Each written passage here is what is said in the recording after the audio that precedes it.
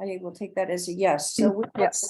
want to go around and do our really quick introductions, because I think by now most of us know each other. I can just call out people's names, I guess. Everybody knows BC, Tanya, and Suzanne, and I think everybody knows me by now. If you don't, oh, whatever. No, I think so. So, why don't we just go around? D? Oh, Dee Swanheiser, longtime resident, and so looking forward to getting this climate measure on the ballot. Woohoo! And co-land pass founder with me. Yes, sir. We go way back. All right, Brittany? I'm Brittany Jensen. I'm the Executive Director of the Goldridge Resource Conservation District. Hey, Brittany, nice to see you. Caitlin? Hey, everybody. Caitlin Cornwall, Sonoma Ecology Center. Ross? Oh, Ross Clendon, RCPA, CTA. Sorry, I had Drew's name initially. That's changed. So Anna, are you there? I can't see you. She put a note in the chat. She's on her way back to her desk. Oh, okay. I All think right. she's listening. but Yeah, not- sorry, I can unmute and speak quickly here. Hi, y'all. Anna Yip from the CAO, or the County Administrator's Office for the County of Sonoma's Climate Action and Resiliency Division. And I'm the Principal Climate Resiliency Analyst. Nice to not see you, but have you. All right, Gail? Hi, I'm Gail Yamamoto Seymour. I'm a retired California Department of Fish and Wildlife watershed restoration environmental scientist, but I'm here representing environmental justice for the Sonoma County NAACP and Sonoma County Japanese American Citizens League. Thanks so much, Gail. Jen? Hi. Hi, everyone. Jen Kuzmar. I'm the acquisition manager at Sonoma County Ag and Open Space. Great, and we got Misty here. Hi, everybody. Also, Misty Arias, also with Sonoma County Ag and Open Space. Okay, Adam?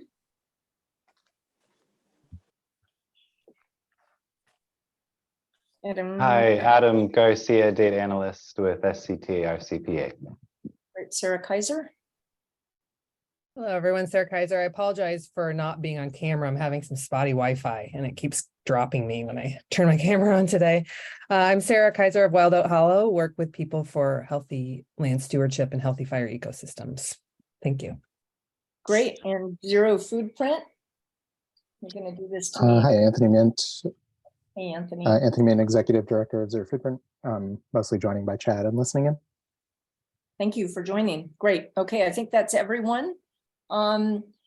So does everyone have the agenda, or we could put it on the screen? Does everybody have it? Yes. Okay, great. Are there any changes, additions that anyone has? Nope.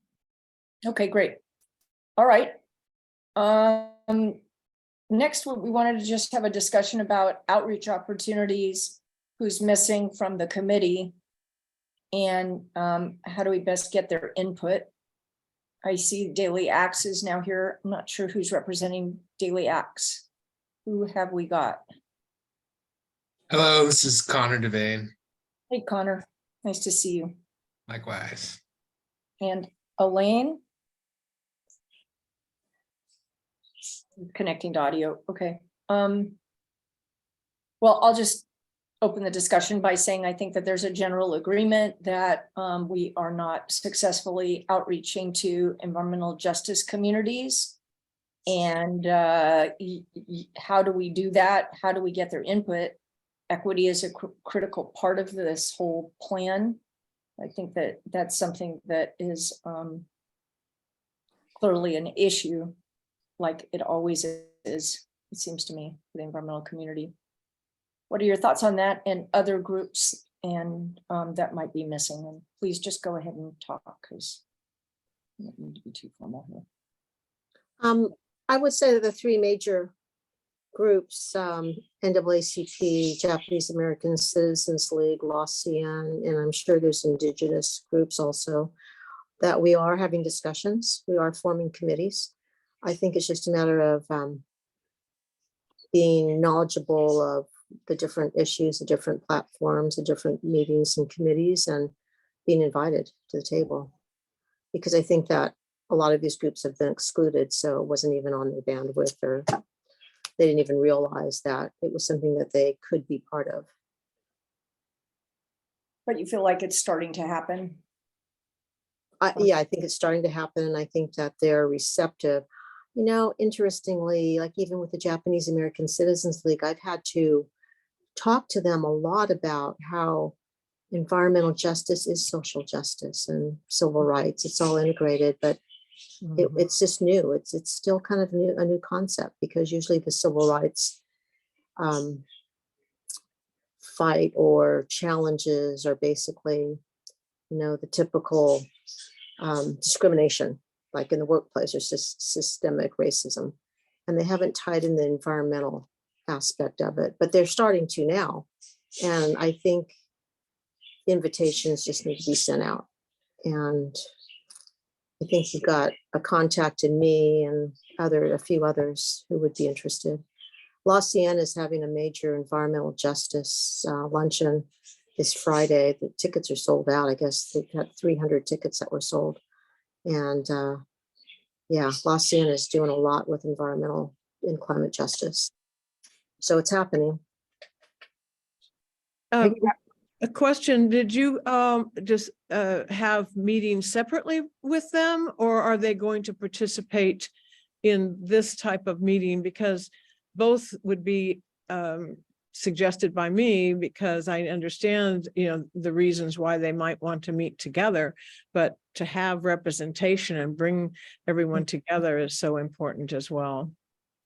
Well, on the side, myself and Kristen Lange of the NAACP, Sonoma County, she's the president.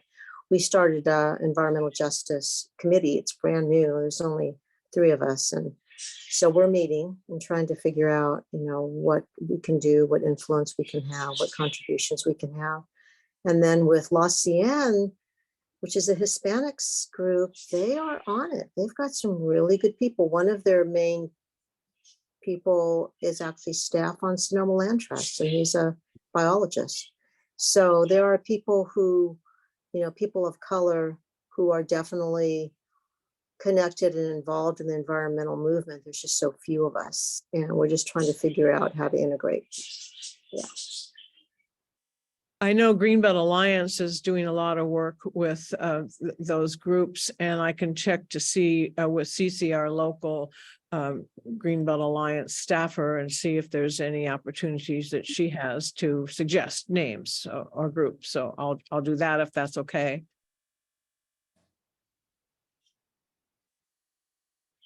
Are we doing specific invitations and outreach, BC or Suzanne, for this committee?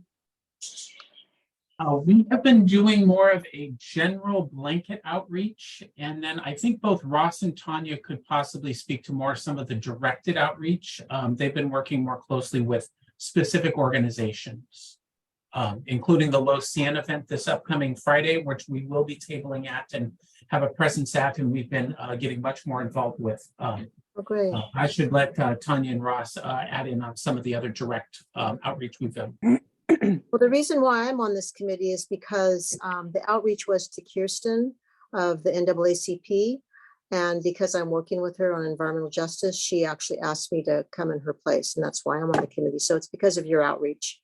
Great. Fantastic. It's been really great to have you too, Gil. I mean, I really have been appreciating your comments and your perspective, and just so much, because we all love each other, but we've all known each other forever, it seems like, and it's just so great to have your voice. So I know I really appreciate it. So there's a lot of stuff going on in the chat. And I am making notes of all the things that are happening in the chat, so those will not get lost. Yeah, I absolutely on the jobs issue, Caitlin. I couldn't agree with you more. I mean, that's just. I did, my experience is that this issue is to the side of what the leaders of organizations serving people of color are often doing every day, and they're just working flat out, don't have extra time. So going to them on their time, on their own schedule, and not expecting them to come to this meeting, the thing you probably need to do. And like Gail said, connecting some of the dots up front in the conversation, jobs that enable people to afford to live here are really, really important. And these climate resilience jobs can be some of those jobs, but only if there's investment to create that workforce. So I've seen that be an argument that kind of makes this issue feel more relevant. And if I could just jump in for a moment, we have a small amount of funding from the Community Foundation for community outreach and engagement to the Latinx and other underrepresented communities. And so we're in conversation with a couple of CBOs, community-based organizations, to partner with us and actually to receive some funding to support their participation and assistance in organizing some additional community engagement, whether they're focus groups, listening sessions. So that would also be something we could do outside of these program committee meetings to get some additional input from the broader community. And we hope to have those CBOs identified and be able to start working with them very soon. So. Yeah, and then maybe Anna could comment. I mean, there was a pretty extensive outreach, particularly to tribal communities when we did the Sonoma County Resilience Plan. And are you on or not? No, doesn't sound like it. But anyway, that's in the plan. And one of yeah, sorry, I'm here. I'm now literally moving to go get my computer. But yeah, we did do some, and I've talked about this, I think, a couple of meetings ago. Did more formalized engagement with the tribal representatives via, our chair reaching out. At the time it was Chair Gore, Supervisor Gore, reaching out to folks from the 5 recognized tribes in Sonoma County, and offered to meet with them. And we're very fortunate to have a number of them engage with us in a few meetings for the land strategy. And Barbara and I are currently in the process, alongside our intergovernmental affairs team in the CAO office, of finalizing our approach to a more formalized ongoing engagement with tribes as well. So that will be something that should be kicking off here in the next likely month or so.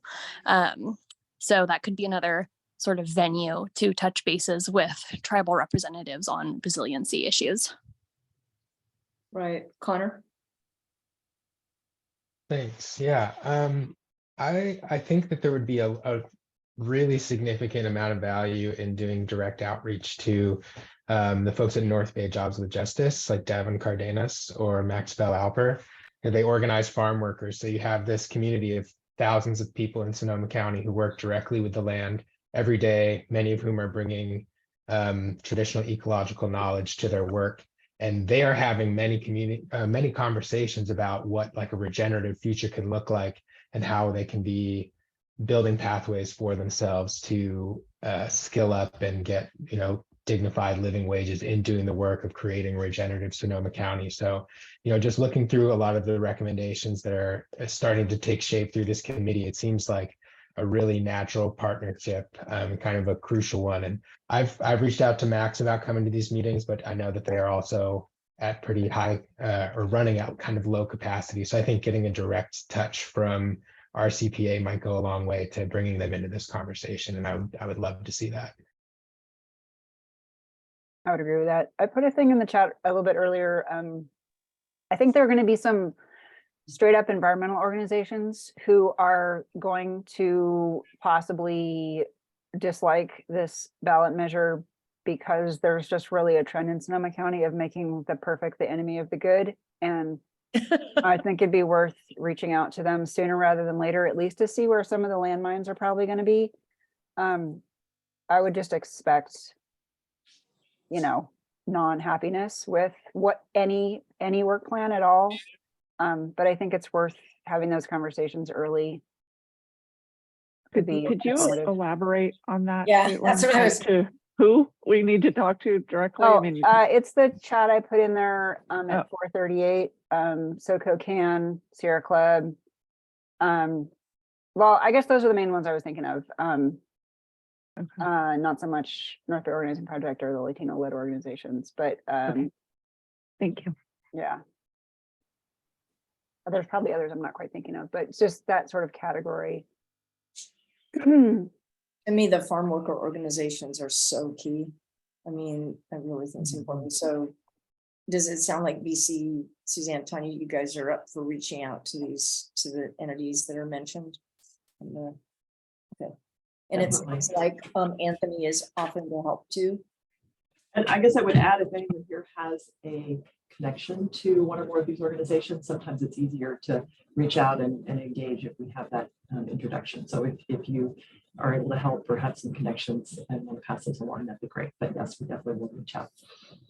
Tanya, we're working with North Bay Jobs with Justice and the Center for Ethical Land Transition on a study funded by Supervisor Hopkins' office that we could easily outreach to that. It's a large collaborative group that also includes North Bay Organizing Project and Líderes Campesinos, a huge amount of folks, but all focused on farm worker land access. That'd be great. Does the district ever think of establishing like an environmental justice subcommittee or anything like that? I'm just curious, Misty and Jen. Like, are you headed in that direction? Because it sounds like, you know, you're forming this coalition. Yeah, it's a really good idea. We have formed an internal committee on racial equity and justice, and that committee is made up of an interdisciplinary staff, and we're doing training so then we can tee up those kinds of recommendations. But we're trying to have a foundational understanding and learn from things that like Alegria has been teaching, right? Like not to just jump in and make all the wrong moves. And so we're trying to be really thoughtful in that approach, but I can imagine that something like that would make a lot of sense for us as an organization. Along with trying to jump on projects that actually make sense, right? So like help in ways that we can in things that are in action right now. But yeah, but I'm happy to try to make those connections with some of those specific folks if you'd like. And then we're also partnering with LoCN quite a bit. So we're sponsoring all their big events. So Amy and I have been having regular meetings with Armand Jr. To talk about ways for he is really excited about enabling leadership, as you all know, right? And so trying to get folks from the Latinx community integrated into these types of efforts. And so I think if we provided an opportunity, he might identify folks that could help represent their organization. So I'm happy to, I'm going to make a note so I don't forget, but. Okay, lots of great stuff. Just somebody can follow up with me if I fail to respond myself right away. I'm going to make a note. Okay, what about other organizations missing from the committee? Do y'all have other thoughts about that? Other than what's in the chat or we've discussed? I shared with Carol and other RCPA staff, but it sounds like Dana Ghirardelli from Sonoma County Farm Bureau is interested, which I think could be helpful. You know, having some really strong agricultural leadership kind of pushing on this, if we could get to a place where we have agreement. So I at least gave her contact information and the Zoom link. I was short notice, so maybe she couldn't pull it off today, but I'd let her know I'd follow up. So maybe they could assign somebody from their natural resources group or something. That'd be great. And in the chat, any other in terms of other groups, and kind of chiming off of Caitlin's comments about groups to make sure talk to sooner rather than later. There are a large number of environmental groups, I think. I just wrote down a handful, like SCCA, Sonoma County Conservation Action, Forests Unlimited, California River Watch, Russian River Keepers, CAF, and then all the local climate committees that have been formed, that you have some representatives on the RCPA CAAC, but like the Sebastopol Committee and the Healdsburg Committee and the Windsor Committee and the Sonoma group, the church group in Sonoma. You know, there's just a large number of these smaller, in that case, smaller groups around the county that aren't showing up in these revenue meetings, because I've been hearing a lot of, chatter like, we don't even know this is going on. So. Okay, that sounds great. Thanks, Tom. All right, any other thing on, anybody have any other comments on this topic of outreach opportunities? I think the main thing I'm just feeling is that everybody that's offered to help, just making sure that there's follow-up with the RCPA staff, to really make sure that something happens. There is the main meeting tomorrow, the RCPA meeting, the bigger meeting, where we're going to discuss all the committee findings and, have an overall report. And Jared Huffman's going to speak. If you can let people know as much as possible about that meeting, and maybe they would be interested in logging on. This is Gail. Is there something that could be written that could be sent to different organizations that we want to be aware of what we're doing? Because I don't feel like I'm in a position where I could actually write something up, and whatever we do write needs to be consistent, right? Across the board, so we're not each writing separate messages. Yeah, maybe I can jump in here really quick. So all of the input we've been getting, all of these names of organizations, I've been working with Ross, and we have a contact spreadsheet that we're keeping. I think we need to spend some time in the next few days cleaning that up, adding these new names, anybody who's not already on there, and determining what's that next step to take. And then I think your suggestion of us having it's that one-page promo pack where it's like that's an email to send out. I think that that's something that I think is reasonable for us to prepare in the next week or so, of thinking about kind of, what's that simple communication that goes out, and then to share our contact list so that you all can comb through it to look for personal contacts, so that we can start checking these off. Yeah, thank you. I didn't know what to call it, but promo kit is exactly what it is. Yeah. I would just add that, with everybody being kind of overtaxed and over busy, I think, and also I think like our CPA is probably limited in the way they can talk about this. And so I think the way I would describe it and try and pull somebody into this conversation might be different than our CPA, which might be like, we're trying to figure out how to fund projects that impact climate. And, now is the time to participate, to get your ideas in, and maybe you can't be that direct about it as our CPA. So just to keep that in mind is when I'm trying to pull people into the conversation, I'm trying to really highlight what the benefit is. And I may be saying things in a more optimistic or blunt way than our CPA is able to at this point. Yep. Hi, Brittany. So good to I just Gail. It might be worth telling people, even if they don't want to attend meetings, to send just a few lines as, what are their priorities? What are their priorities in terms of protecting land and water, providing jobs, environmental jobs that are either for, whether it's for veg management, whether it's for, agricultural, regenerative ag, or whatever. That's so important, because what I've heard from different groups is too, it's like, we don't necessarily want to be told what's going on and what's happening, but we want to be asked what our input is. So that's critical. And so I think putting something out to these groups, particularly ones that have paid staff, and just asking for a response from them that we could then incorporate. A lot of people there are too many meetings, I mean, Zoom is great, but it's like Zoom. Gets to be a little much. Okay, are you guys ready to move on to the next topic? Caitlin? Did you want to say something? Yeah. Sorry. Just I was also thinking about kids. Yeah. I'll put this in the chat. My kid is involved in a climate advocacy organization. And I think there are others that are pretty active in the county, and they could be really huge supporters. I don't know all of them. I just know the one my kid's involved in, but maybe some of y'all know some others. I'll just add to that. We have a youth commissioner in our Sonoma Climate Action Commission, and those people tend to be connected to the high school clubs and whatnot. So there might be others around the county as well. And then will we have time to talk about the poll in this meeting? Because if not, I'd like to just briefly say, I've been telling people that that's going to be their opportunity, because they're not participating in these face-to-face small group meetings, but they'll have a chance to weigh in on the topics that are of importance to them. We heard, I think, at the CAAC meeting, someone very clearly say, and we've heard it before here, if the ballot measure language doesn't resonate with people, they're not going to support it. So we're going to need to find those things that can be communicated concisely in the ballot measure. So the poll is probably the place where that wide input is captured, and that means having a good sample. So I'll just jump in, Tom, and say tomorrow, we will have live Zoom poll. However, there will also be a more in-depth version that we're going to share as well, just because sometimes during a meeting happens pretty fast. So we will have a more in-depth type form poll out there during and after the meeting tomorrow. Brittany, maybe you can put in the chat your thoughts.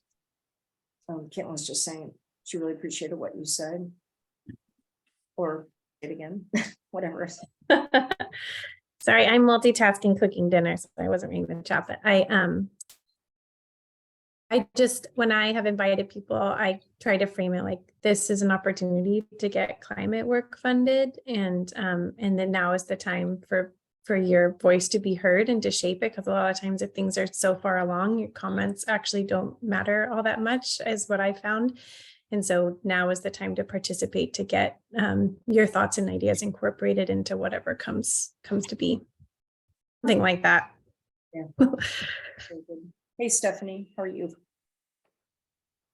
So we were just going through the agenda, and Stephanie, we're just about to move off this, but before we do, I'd love to get your input about what organizations, we've already talked about EJ organizations, farm work organizations. There's in the chat a list, youth organizations, you know, who's missing. Is there anything that just springs to your mind that we haven't, that doesn't fall within those general categories, or you don't see in the chat? I'm looking, I don't see anything. Maybe just if you hadn't covered it already, is kind of like the larger livestock and dairy users, grazers, which I imagine were covered. Yeah, Misty brought up the new ED of the Farm Bureau as someone that had reached out, or she had some preliminary discussions with, that she indicated she might have some interest. So it would be fantastic to have her. Yeah, Dana Gardella would be great. Yes. Yeah, that would be fantastic. Okay. All right, let's move on. Is right? Okay. Yep. Okay. So there's a draft project list that was attached that is in the chat. Does everybody have access to that? So it was attached to email. Carol, I can also share that document if you'd like, so that we can all view it on the one screen. I think that's a good idea. If you Okay. can make it so that you can read it. It's got a lot of content, so it's a little bit. Yeah. And actually, before I do, maybe I'll just jump in. So we had put together this agenda and the thoughts of continuing on reviewing of our project list. We put that on the agenda with the hopes that we could really kind of use this meeting as input into our workshop that we're having tomorrow. Because of just the tight scheduling, we are really kind of like looking at a lot of our presentation materials for tomorrow are already developed. And so I think I want to just we're going to take everything that we can from the discussion today, integrated in for our presentation tomorrow, and anything that we can't get in there will be integrated. Will be included in the next versions. So we have both these raw project lists that the committee has looked at before. We could also look at some of the sample slides that Carol, we had already shared with you for tomorrow, kind of looking at those specifically for tomorrow night, if there were specific talking points that you wanted to kind of go over and confirm. So I just wanted to mention that so that you kind of know, we have both those pieces in play right now. Okay, so you know what I think might be a good approach is let's pull up the project list, and I'm assuming everybody has access to it. It's in the chat and it was sent out with the email, and just kind of take a look at it and see. Yeah, it's going to be hard to see. I don't think it's I can zoom in. Give me a. Can you? Okay. Oh, that's great. Can you all see that? Might be better. Is everybody good? And I can move around as needed. And in general, the key concept is that we've taken the longer list of all of the projects that have been collected, and we've broken those out into these three kind of top level categories that we will be using for framing for the workshop tomorrow. And I guess I'll say that these are not set in stone, and if we use this framing for the workshop tomorrow, but it's not the framing that this committee would like to move forward with in the future, I think that's all in play as well. But this is structured to really assist the workshop tomorrow. Okay, great. So Brittany, what, you have your hand up. Yes, thank you. I wasn't able to attend the first of these committees, and in looking over this list, I was wondering how you wanted us to contribute to it. Do we have access to edit it, or would you like that to be like through conversation and where just kind of our CPA staff edit it? I think at this point, I've granted kind of view rights to everybody on the committee, but actually there's only our CPA staff and our committee chairs kind of have edit rights. So all of the input so far has been coming through these conversations at the committee level, or just through email conversations after the fact, or phone calls. Some of the work on this list over the last few weeks, I worked with Caitlin on several of the points. Been working with some of the staff from Sonoma Water on some of the water points. So I think the input is either verbal today or anything that you'd like to write up and send to us. Yeah, and just one more comment. A lot of this came directly from the resilience, the Sonoma County Resilient Lands. And what we really tried to do here, and I talked with Misty about this yesterday, is really focus on things that are management, stewardship, type of approaches, because we're, the goal here, like we've discussed in the past, we don't want to overlap with the already existing mission and tax-based funding of ag and open space. So that's kind of a thin line that we're on here with land and water. So just want to keep, so if you're seeing, you're like, well, where's land acquisition? Why isn't land acquisition a bigger part of that? That's the reason for that. And, Misty can talk more if you have more questions about that, but I just want to make that point if you're wondering why is that not a bigger part of all this. So how do you want to approach this? Do you want to okay, so Caitlin, why don't you talk about what your issues are with sequestration and if there are changes that need to happen? Okay, I guess I want to say first, I like the general breakdown.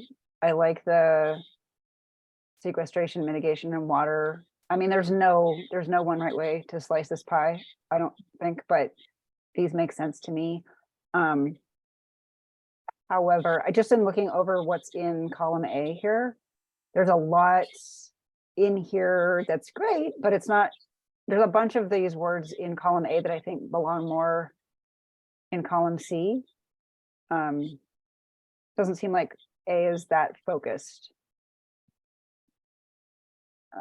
And I could provide whatever, yeah, talk more detail about it later, but I mean, that's the problem with sequestration, right? It's always so limited and so narrow. And that's one of the things that drives me crazy about it. I hate it when we talk about addressing climate change through sequestration, like, that's the goal in and of itself. And it doesn't have anything to do with biodiversity, whatever. So maybe it's the title that's the problem, saying land and water sequestration, and then including biodiversity and everything under it. It's sort of, is that one of the things? I have a suggestion here, and that's if we go back to the climate mobilization strategy objectives, you actually have two distinct sequestration related objectives. You have protect existing carbon stocks, and then you have enhance. And it might be helpful to segment these within the sequestration category by those two objectives, so you'll see where the gap is. Because I think this might be more on the expansion side, and conserve and restore is kind of both of those things together. So that's why I think Caitlin's right that the language is a little fuzzy. Okay, well, do you think that changing the title of the section is the direction that we need to go? That's not what I'm suggesting. I'm suggesting that within like rows 9 to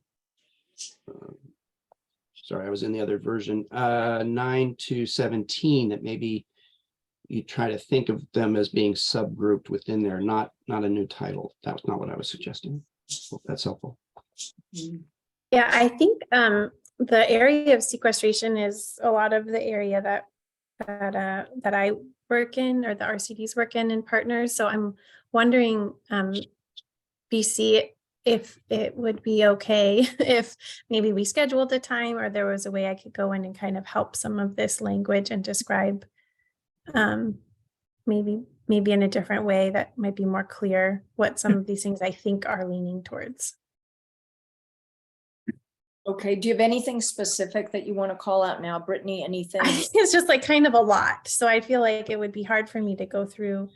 I agree that just kind of the way that it's worded, it's not intuitive on how it's sequestering carbon, and what are the actual actions of some of it. Yeah, I agree with that. But I think it wouldn't be hard to do. So I'd be happy to help. But I feel like it wouldn't be maybe a super great use of time unless you guys thought it would, to go through it kind of sentence by I sentence. would, I mean, it would be helpful to me to just give one example of what you think would work, because So you know, instead of like increase carbon sequestration across all habitat types, I think that you might put specifically what that might mean. So for instance, like, you know, a lot of the work that we do like on private lands is like, you know, planting riparian forests or planting, you know, pollinator hedgerows, which, you know, kind of gets at biodiversity and carbon sequestration. Or for example, what was the other one? The management of lands to conserve and restore biodiversity. Just maybe listing some of what those actual kind of practices were and how that actually sequesters. I think that's a little bit unclear on row 9. And then again, expansion of regenerative agricultural practices. I don't think anyone really knows exactly what regenerative agricultural practices are intuitively. So I think kind of specifying what some of those things are would be helpful for people to understand what that means. So like, you know, compost application on rangeland, or, you know, rotate managed grazing, or, you know, different manure management systems. And then you might have to kind of figure out which were mitigation and which were sequestration. But I think, yeah, I think like some of the stuff I see actually in mitigation would actually probably go in sequestration as well. So just for some of the ag related practices, I have quite a few. I agree with Yeah. Brittany very strongly that specificity, it would be helpful. I think on our first meeting, I sent around a table from a California Agriculture Journal article that had the Comet Planner metrics associated with some of those specific agricultural activities, hedgerows and things like that, that have relatively high potential and benefit cost ratios. Those are the kinds of things I think we should be making sure get in here so that we don't do the less cost effective things and leave some of the better ones out. yeah, I think that I think one of the things that's happening here is the project type, you know, these kind of things, like you talked about specific items that would fall within regenerative ag. And then those projects are listed in the mitigation section. But again, so maybe again, everybody, it's always a challenge when you try to divide sequestration from mitigation, because so many things have both impacts, right? So I'm just curious if the group thinks that is really not going to work to divide them up this way, because you see, Brittany, just even in the first category, you know, we've a bunch of, you know, things talking about like soil disturbance or no-till, you know, continuous veg cover, reducer, blah, blah. So we have these specific.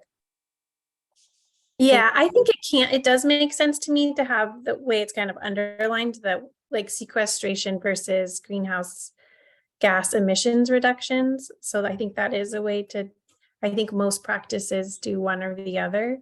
And so I think you could separate it that way, and that does make sense. But maybe you have maybe a different category for like working lands and non-working lands or something. I'm not quite sure another way to categorize it, but I think I could sort those a little bit so it would make it more clear under the idea of sequestration versus greenhouse gas emission reductions. I want to jump in really quick. First, I want to note that Anna has her hand up, so I want to go back to her. Great, thanks. Second, I want to note, so my version of this list that I had up until about a week ago actually had it split between natural lands and working lands.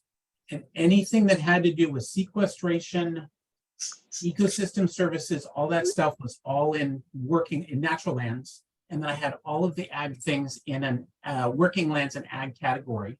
The suggestion had been made to me that that might place too much priority and emphasis on the role of agricultural lands, and that they should potentially be actually sliced a different way. As Caitlin said a few minutes ago, there are multiple ways to slice these.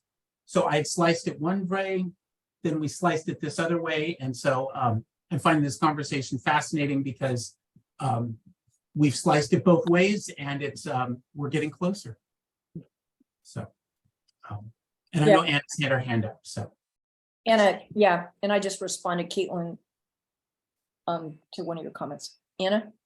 Yeah, I also find this conversation very fascinating, and I agree. So I do think that the name of sequestration needs to be shifted because, Carol, I still remember when I first started at the county and was able, very luckily, to work a lot more closely with you. And I remember you being such a champion of like emphasizing like co-benefits. We can't just focus on one thing. And I think what you've done a great job here is depicting that sequestration is not just about sequestration, it's about all of these other co-benefits as well, but labeling it just as sequestration, I think gives the wrong idea, perhaps, because then you get the kind of follow-up of where you read all of these items below, and it's maybe not obvious to a layperson or to somebody who's not involved in these efforts as to how all of these different, more specific project descriptions directly tie to sequestration.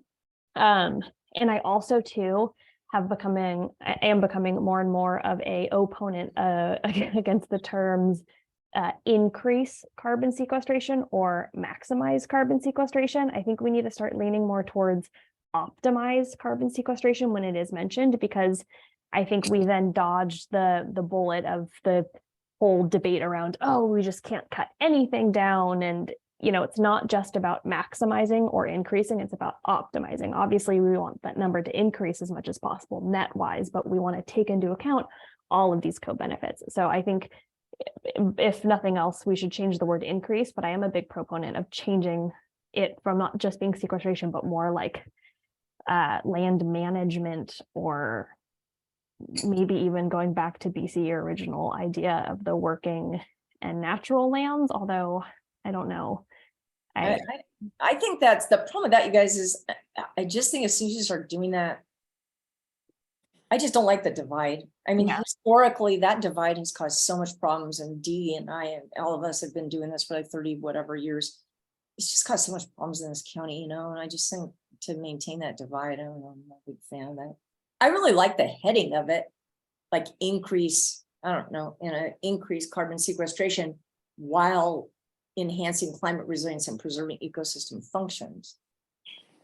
I think it just opens up this conversation that increase thing. It leaves us vulnerable to the people who, albeit not a very large subset, but a very loud subset of the county of residents who are so adamantly against any sort of land management that involves cutting any kind of vegetation down, because that releases carbon. And I think we need to be mindful that increasing carbon sequestration can't be the only main goal here.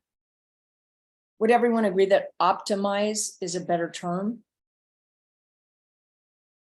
No, I think that I agree. I think that while I appreciate the nuance of optimize, because you are looking at trade-offs with other co-benefits, you don't want to put lots of small trees and everybody's right next to the 5 feet next to their house kind of thing. That would be a maximize scenario that would lead to burning houses down. But I think we do need to increase sequestration over the entire landscape ultimately as a goal, because we're just simply not going to be able to get to net zero.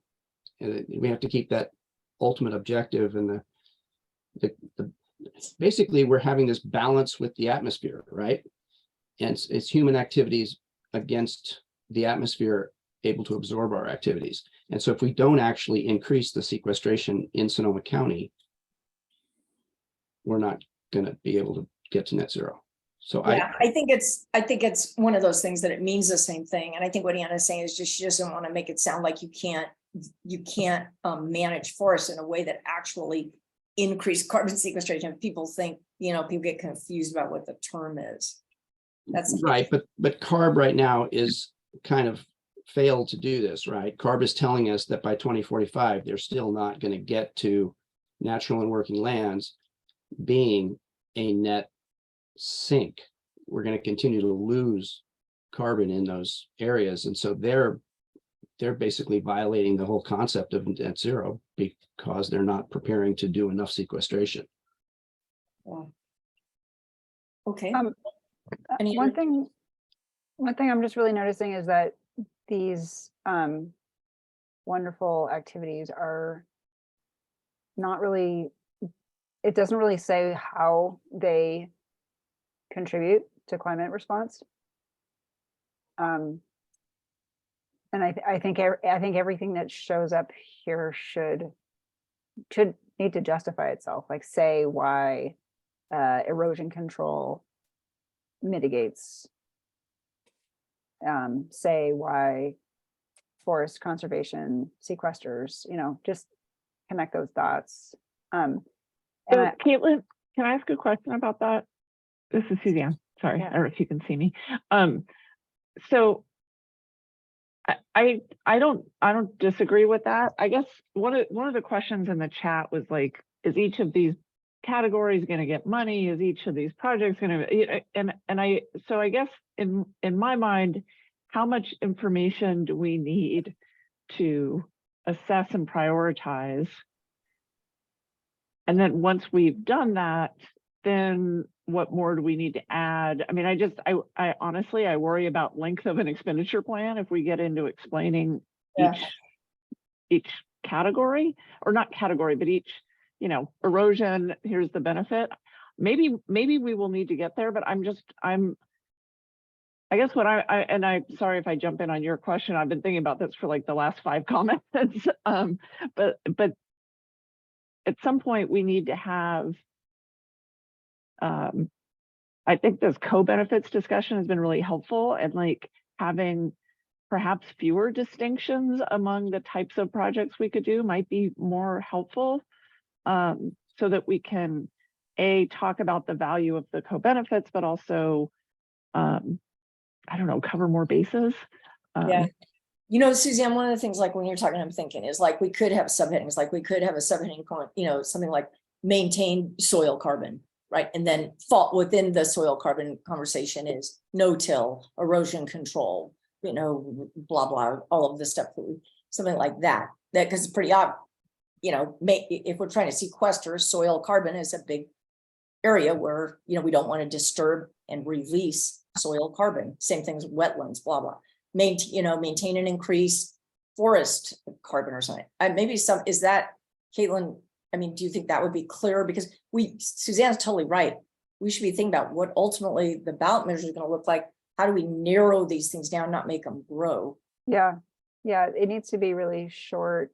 There's a lot of long words here, like advancement of climate resilient and regenerative agricultural practices on all the counties, croplands, vineyards, and grazing lands.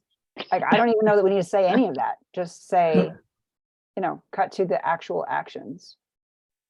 Here, I've got a quick comment to add to this, because we have led, I and we here at RCPA have kind of led the discussion down this path of really starting with all of these granular little project ideas. My belief, though, is that very few of these actual project ideas are going to be listed actually in the wording of the ballot language. Right. And that ballot language is going to be much more general and robust and all-encompassing. It's going to be much more at the level of what's, say, in this cell A7 of here's our big goal versus getting down into these the really wordsmithing of the other things. So I think these things need to be wordsmithed, but I guess I want to make sure I don't think much of this language at all is actually going to appear in the actual ballot measure. And so part of it, I think the robustness of the conversation helps us hone the larger scale message.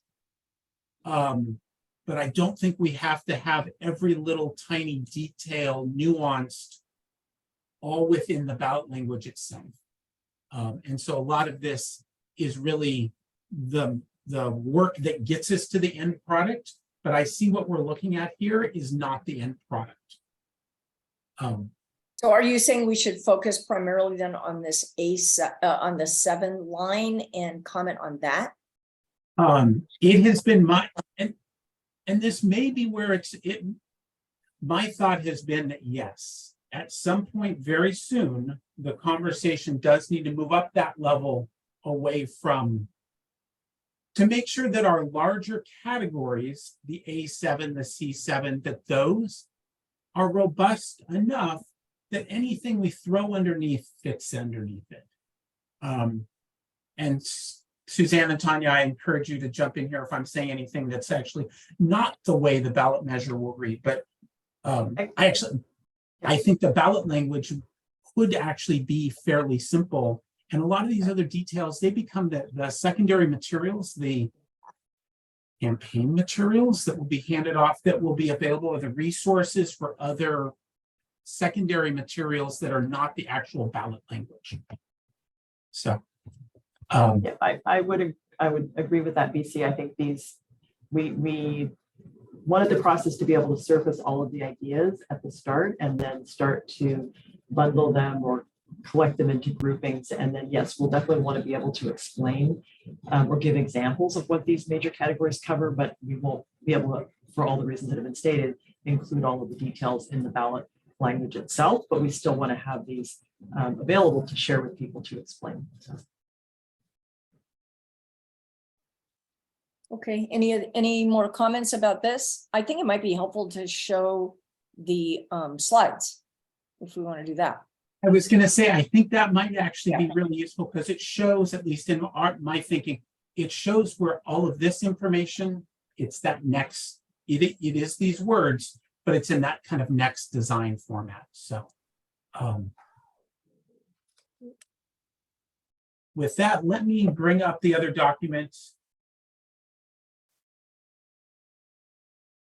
Oh, let me see if I can do this. Hold on, just one second.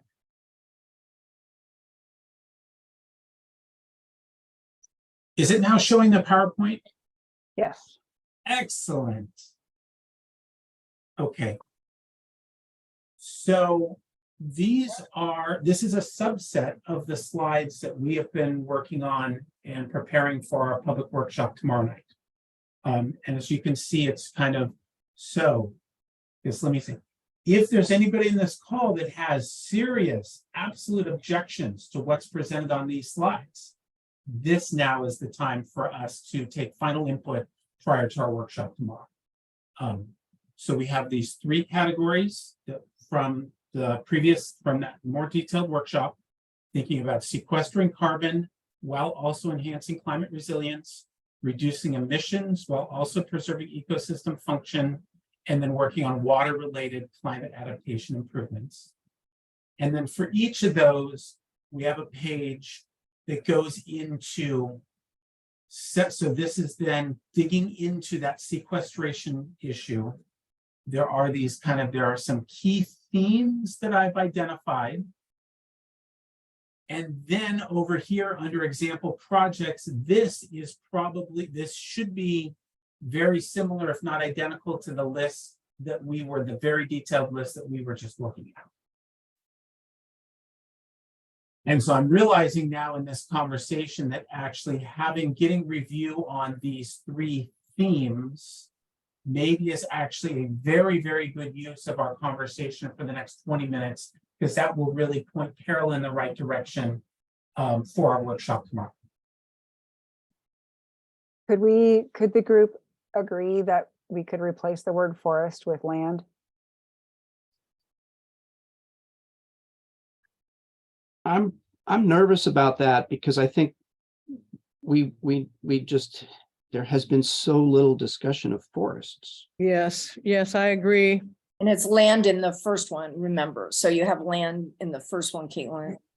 So, you know, I mean, there's a fixation and there should be on forests. Yeah. Do you think that if you add forest mosaics or something like that, are you concerned about it just looking like it's trees? Well, Well, there's just a lot of natural areas that aren't forests. Yeah. Right, but there's carbon in the forested lands in much greater fraction than on the other types. That's the thing that every time I look at state level or in county level breakouts, I don't know, I was looking at something the other day that they couldn't even put the other land types on the same chart because it was just an order of magnitude different. Yeah, you know, putting forest land might not be like as one word might not be a bad idea because again, forest soils are so important, right? Yeah. Well, I would hate to add any more words and my thought, BC on that right-hand stuff is if there's any way to just simplify that stuff. So it's Let's just say that's been an ongoing debate here in the office the last few days. We want to be transparent. We want to show people the work that's been done. We want to show the breadth of ideas, but we need to hone it down. I'm realizing, let me run through these slides really quick because the last one has all of this summarized and that's where everyone could take one look. Yeah, that'd be great. Let's do Information. that. Can you go back Sure. one slide before we get too far? I just want to see So something. here, Yeah, I So- feel like we're actually skipping too fast to actually make any comments. You're asking for feedback, right. but So I want to, let me run through and then the last slide summarizes it all. So And let then me do get this. feedback, is that what you're thinking? And then, okay. So here, Land and Water Committee, we've identified these three key areas. The first area is on sequestration, and it has these key three themes. I'm going to skip quickly because these words are going to come back. Our second category is around emissions and ecosystem function, and there's these three key themes. Our third section is on water-related climate adaptation improvements. The majority of this has come directly from Sonoma Water with a little bit of additions from Caitlin and some others. And then we group all of those together on this final slide, and this is where we are going to ask people to indicate what are their top three priorities. This slide includes includes the three themes from each of those three previous slides, plus an education and workforce development option at number 10. I like these. So, I mean, just the so it is this slide that I think if we were to zero in on a critical piece of feedback for this committee to provide for tomorrow, I think this is where it would be. So I have a question. What is the definition of natural land? We have, the definition will be however Carol chooses to define it in tomorrow. That's great. We have not yet developed a definitive guide. By natural land, I mean anything that's not developed or working land. Yeah, I mean, you know, Stephanie, one of the things is with this measure is to try to, is to spend money, for example, on parklands that have already been preserved, manage them to sequester more carbon and, enhance carbon, resilience from climate change. So, I would say grazing land, working lands as you normally would think of them. And that's a term I'm more used to than natural, because I think people think natural means there's no management. And I heard the discussion was about, should we say managed versus unmanaged lands? And so if we want to sequester more carbons, we actually have to have them working. And maybe natural is not the right term because they may or may not be working because they're not being managed. Yeah, although, yeah. Well, I think the public likes natural, you know what I mean? Like we're trying to appeal to the public, right? I think there's something in there about natural lands we've just kind of historically used them to mean like places that people aren't actually making money on, they're not ag, it's not timber. Yeah. But they still should be managed. Yes. I think that we also need to clarify public and private lands somewhere. Why, Dee? Why do you think that's important? Because when it comes to climate change, is it important? I think it's important to people that are private landowners, thinking that maybe this would be mostly used for public lands. Yeah, but you know, the pushback on that is that, and I keep hearing it, my concern is that I've just heard over and over that people, the general public is concerned about more money going to private landowners. So if we, which of course it needs to, as part of this, but if we call it out, we might get pushback, you know? I've just heard that. And I don't know. Yeah, it's both. I think you're right. Well, I think it's important to use the words at some point to clarify that they're both included. Yeah. Okay. Brittany and Gail. I know, Gail, that was an issue that you brought up before. And Brittany, you've had your hand up a long time though. Why don't you make your comment? I guess I feel like there's a lot of words in here.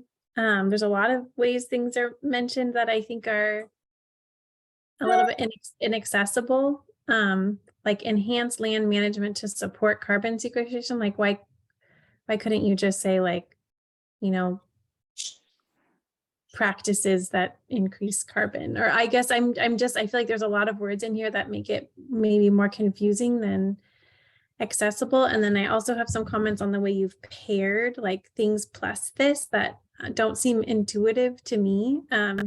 And I don't know if that matters or not, but I think if there was a way to simplify language, so that people I wouldn't even know like what's the difference between enhanced land management to support carbon sequestration versus supporting regenerative ag practices and carbon farming techniques. Like I don't know what the difference of those two are. So it's either like getting higher up, like, you know, like I guess there's this conversation like we can't meet climate targets without increasing sequestration rates, right? And so what would that look like on the ground?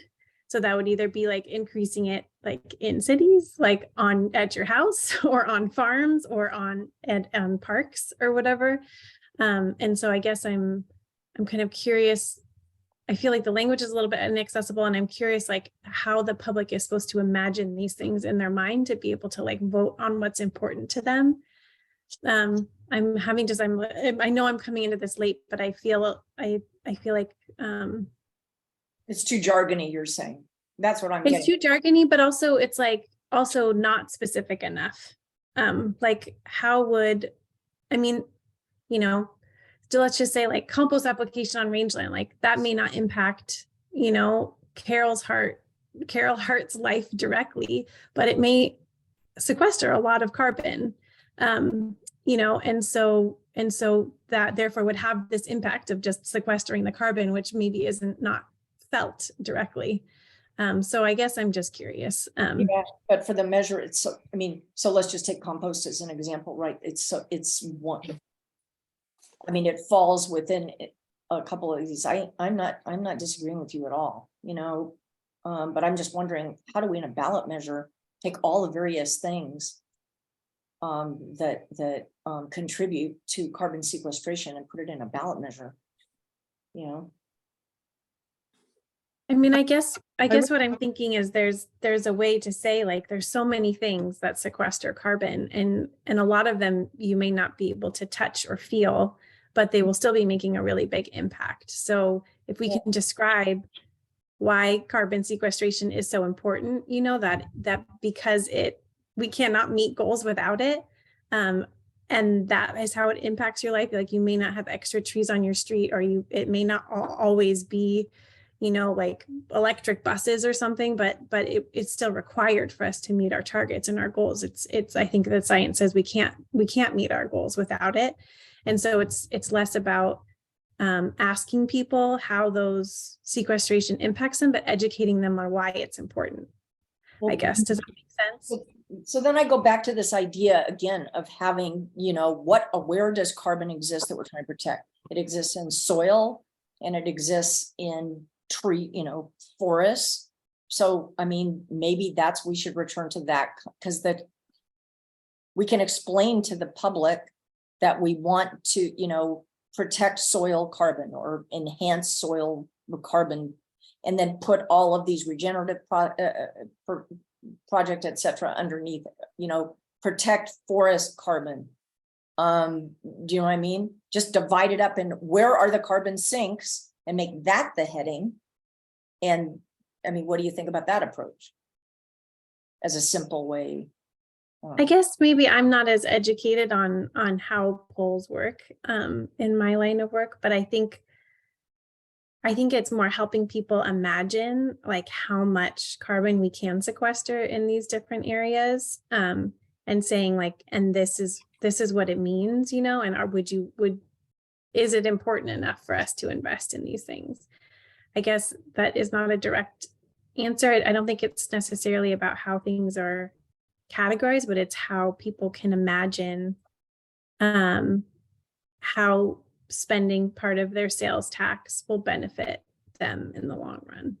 And I think BC, on the earlier slides, we've got you put those examples in the like kind of more wordier text box on the right hand side. And what maybe might help with this issue that Brittany's raising, which I totally agree with, like I said in the chat, I honestly would have a hard time casting my vote on that slide with, I'm assuming, how much time you are going to offer people to vote.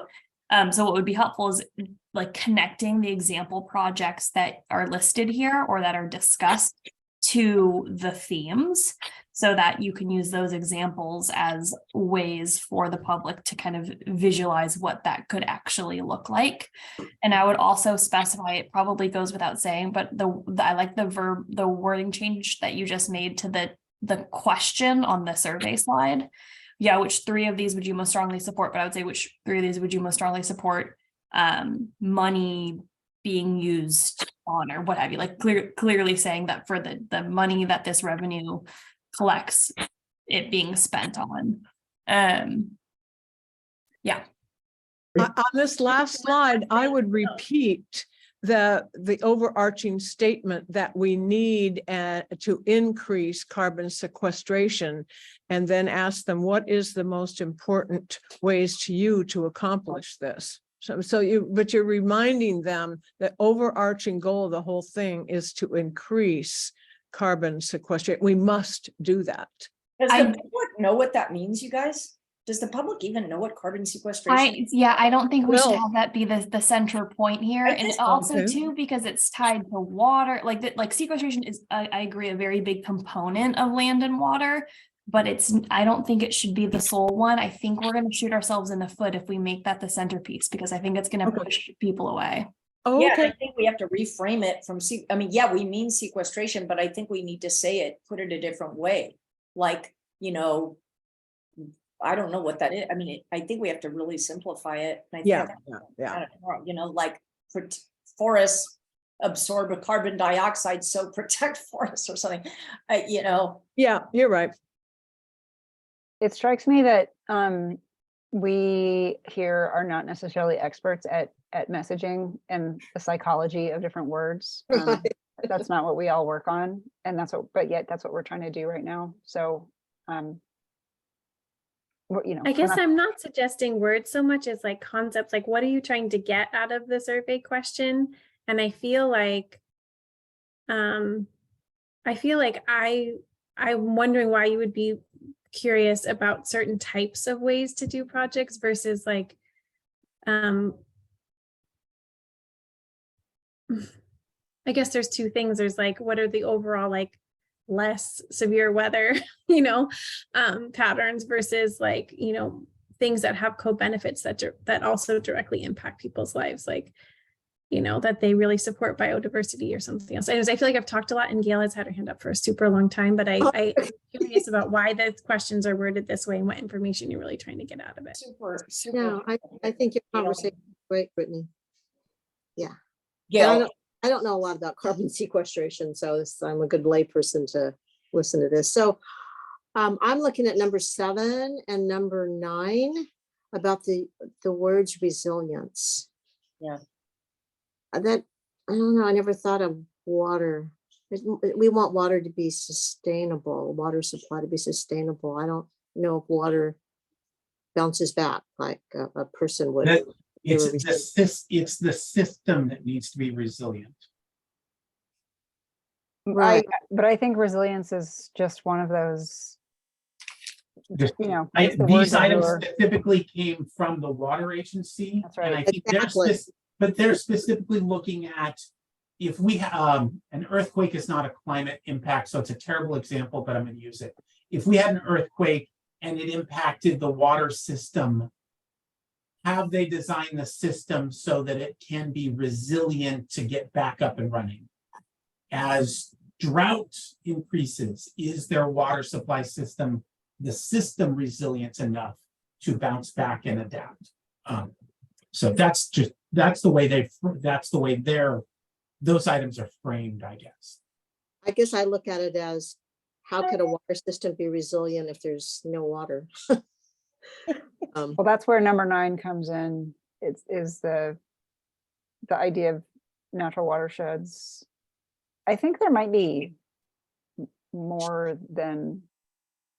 these on here than necessary. Like, I wonder if it's possible to combine 7 and 9 because they're about water, and like take out 4. I don't know. So these are some of the structural changes that I have to admit I'm a bit reluctant to take on today for our workshop tomorrow. But I'm certainly not discounting any of these suggestions in the larger sense. Yeah. And I've had to hold that line pretty hard the last few days because I set this up in such a fashion so that they're kind of consistent in that we have 3 committees, 3 sections in each committee, 3 themes under each section. And so there plus education. So it's just, there's a consistency throughout that we don't need to follow for the future, but it is the way these items have been constructed right now. I guess if it was resilience of the water transport system, then you're talking about infrastructure, then I could understand, but when it says water supply, look at water in general. And you're talking about number 7, Gail?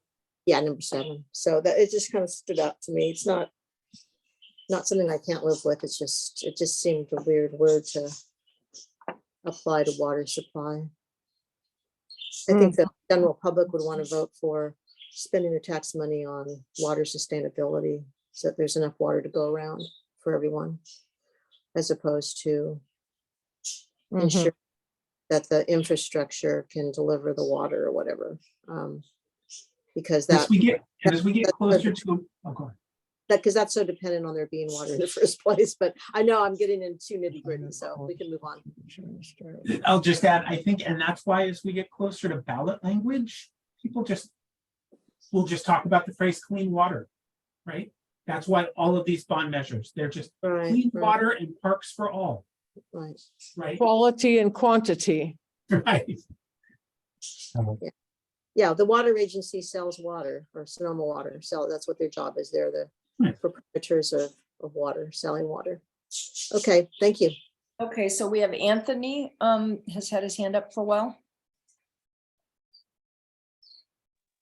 Hi, everybody. Sorry, I put my question in the chat, and this again is my naivete around the process, but are we on this call to discuss actual ballot language, or are we on this call to fight for a bigger piece of the pie or allocate a pie, et cetera? I put it in the chat. I mean, it's a really weird way, what we're trying to do is just hear from everybody really about what their priorities are and try to, put something out to the broader public that they can react to. Next step is going to be the creation of ballot language that's going to be way simplified. So, in some ways, this is like an academic discussion because a lot of this is not going to go in, but it's still super helpful. I think everything that Brittany and everyone has been saying is going to, go to what the ballot language is. So, Anthony, anything you say, I think would be super helpful. And, what you've been putting in the chat has been helpful about really trying to optimize tax dollars to make sure you get the maximum bang for your buck. I mean, that's what I'm getting from your chat.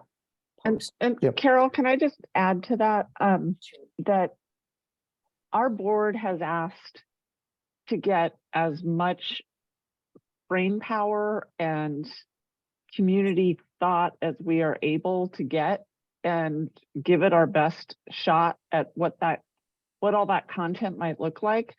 But what they want, from what they've said in a couple of meetings, is a giant list of things that they can noodle on. And so that's kind of what, we've been building towards. That does require, I think, a lot of iteration and probably a good amount of wordsmithing. That for what it's worth, having these kinds of conversations is helpful for us at the staff level, trying to put together what we would take to the board, right? So there's going to be a variety of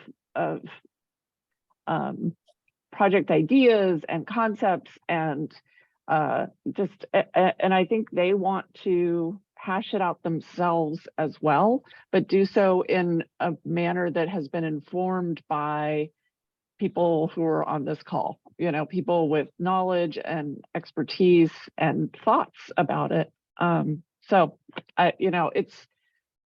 This democracy stuff is messy, and figuring out how to put together an expenditure plan is an art more than a science.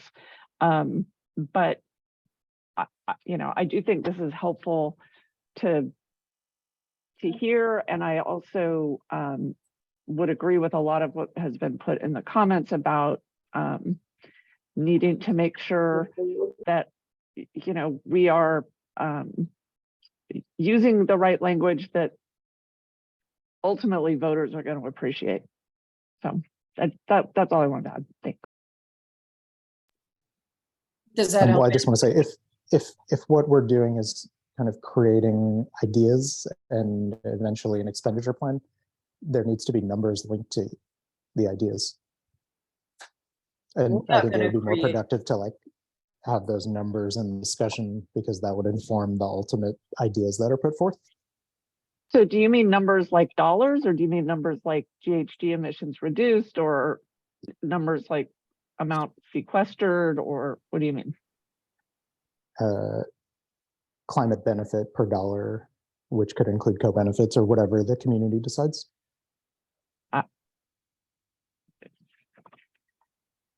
Yeah, It's going to be a tough one when it comes to land and water. But anyway, are you guys getting though how important all of your input is? I mean, ultimately, we're not the deciders, right? It's going to be the RCPA board. We're just providing input, and that's why having all of this information and all of your comments and all of your connections is super valuable. I just want to say. I do agree that the RCPA board should have some information about impact, the climate impact per dollar. They need some basis. That's really the only reasonable basis to include things. So at the risk of looking ignorant, how do you suggest we do that? There's quantification tools that the state of California and the USDA and others use for that. They're not perfect, but Sonoma has the benefit of leading research from the Carbon Cycle Institute and everybody in Brittany's orbit. Okay. I imagine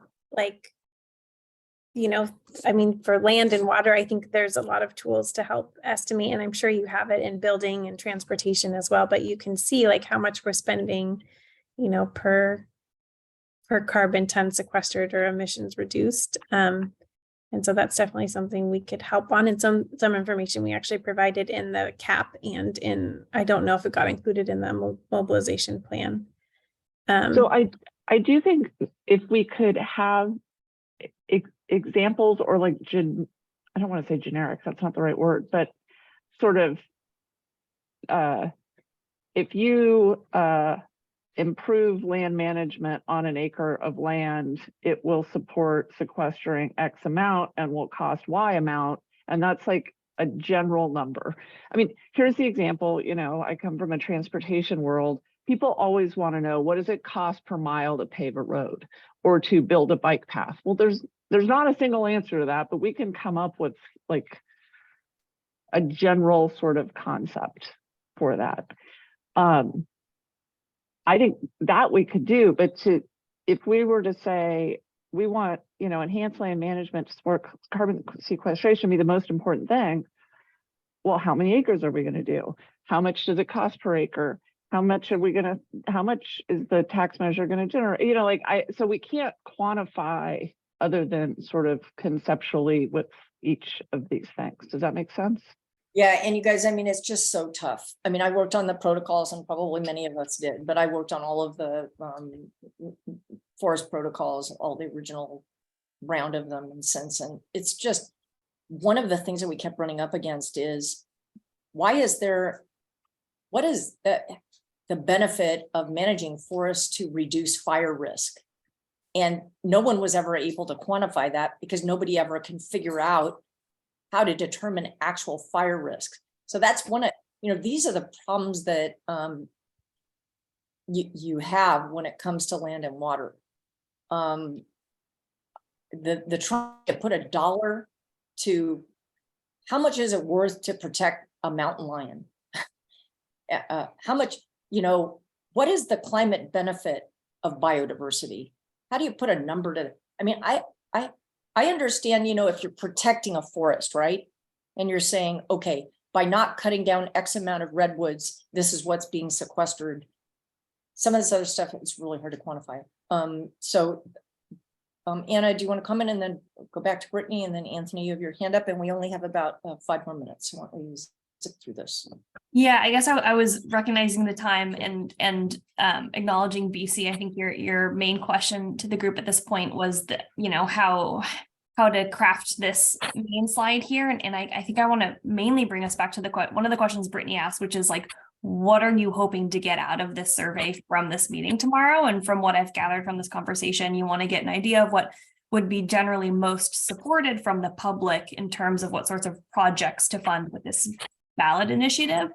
And if that is the case, I think it would be good to, if you can, spend like another, hopefully not too long, 20 minutes. I know it's tomorrow, but like reframing this to get it less jargony, more specific. I know you'll talk about examples in the earlier slides, but again, like if we're talking about the general public, this is going to be a really hard thing, I think, to get that kind of vote from. I think you're close to it, but I think there needs to just be another kind of step further, because I'm afraid that if it's shown currently as it is right now, there might be a somewhat large subset of respondents to the survey where their information isn't really going to be all that telling, because they might not fully understand what it is exactly that they're voting for. And maybe it depends on how much you go through the example projects in the first 3 slides, because we didn't see the presentation here today, but I would imagine it's hard for a person to remember exactly what sorts of example projects are tied to which number here on the slide. But I do think that this is a great start and appreciate the opportunity to provide input here tonight. Okay. Anybody else have anything strong? I mean, I know it's frustrating. I feel frustrated. But we're doing the best we can to try to, create something here. I just have one more comment.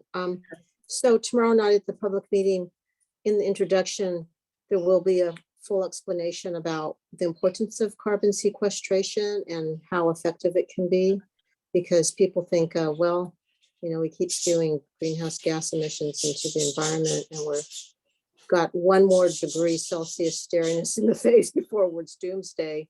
How will this help us, be more resilient? That's a good way to use the word. I sent something to Tanya. We had a meeting, I think it was last week, and it was from the CAP, but we had done some really rough estimations on just like from one practice, like how could carbon sequestration just from compost application, like how it could help meet the climate goals. So I think even an example like that to give people an order of magnitude, because I believe, it was a very low estimate, and it was like, it could help meet, I forget what it was, 30 or 50% emission targets. So it really just helps people, I mean, might help people quantify in their mind what the potential impact could be. So, and then I put something for you in the chat, specifically BC. I know it's a lot to track, but if you wanted help tomorrow, I have a little bit of time available to noodle on some of the language, if that would be helpful. Excellent, thank you. Great.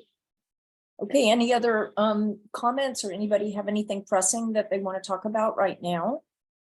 I just want to acknowledge how brave BC is to share something that he's gonna present tomorrow on. Yeah, this is hard. This is I'm hard. the wizard behind the scenes right now. I am not presenting tomorrow. Others are presenting tomorrow, and I am assisting to get the materials ready for them. So I very much appreciate, I appreciate the support. And I certainly appreciate all kind of the input, both at this meeting and at previous meetings and over the last couple of weeks. I don't know how different this list will be tomorrow when it's presented. I think this will be a conversation for Suzanne, Tanya, Carol, and I tonight and tomorrow morning to kind of figure out how we want to present that. And even if it's nearly identical, I think we've gotten the message and the intent so that any future list can be kind of dramatically different. So Can we find out, are we going to have an opportunity to have these discussions every month, or how are we going to do these conversations? yes, Dee, I don't think, I will make sure you're on the full distribution list. We are scheduled to meet again in another month. And let me pull up the time of that right now. Oh, it's okay. Just, but it's going to be regular throughout the next few months, it sounds like. Yes, so Dee, the next meeting will be May 17th. Okay. May 17th at 4:30. Okay. Same terrific. Zoom link. And Thank we are taking this to the board on May 10th as the first sort of hashing it out at the board level discussion. That's great. Well, thank you all so much. I just can't thank you all enough for just giving your all to talking through these issues and thinking about them. And we all have our own backgrounds, we all have our own approaches, and it's so useful to hear from all of you. I really just can't tell you. So look forward to seeing everybody tomorrow, hopefully, or whoever can attend. And thanks again, you guys. Really appreciate it.